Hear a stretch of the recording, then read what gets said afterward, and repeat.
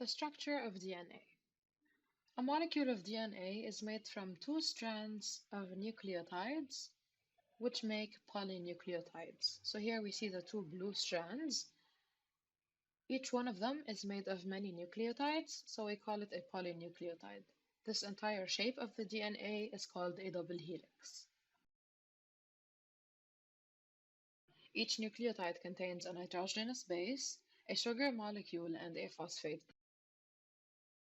So we start from the outside. We have the phosphate group.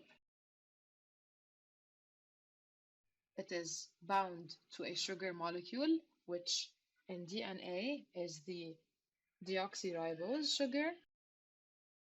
The sugar and the phosphate are bound together by a phosphate bond, and then the sugar is bound to the nitrogenous base.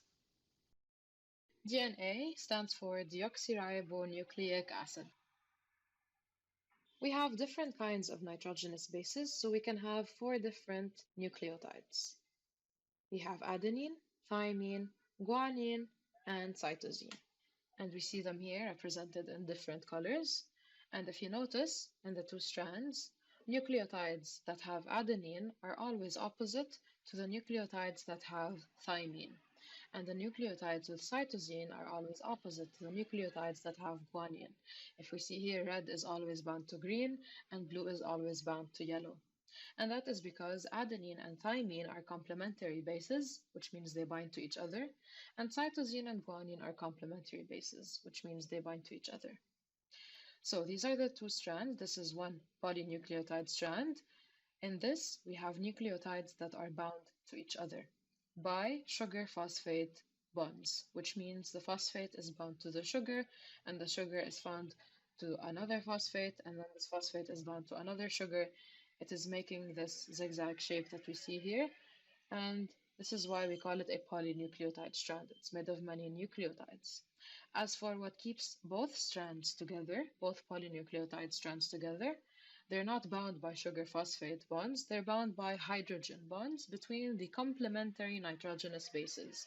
A and T bind by hydrogen bonds, and C and G bind by hydrogen bonds. And this is why we talked about complementarity.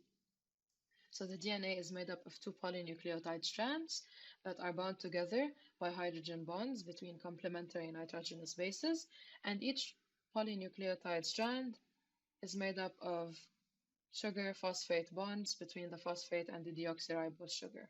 So always remember the base pairing rule, AT and CG. Now we talked about sugar-phosphate bonds. This is called the backbone. We have a sugar-phosphate backbone of DNA in each strand, and the two strands are anti-parallel, which means they are parallel, but they run in opposite directions. How do we determine the direction of a DNA strand? We have the deoxyribose sugar bound to the phosphate. The phosphate can either bind to the 5' sugar or the 3' carbon. So the phosphate can either bind to the 5' carbon or the 3' carbon, and depending on that, we give it a name, either 5' or 3'.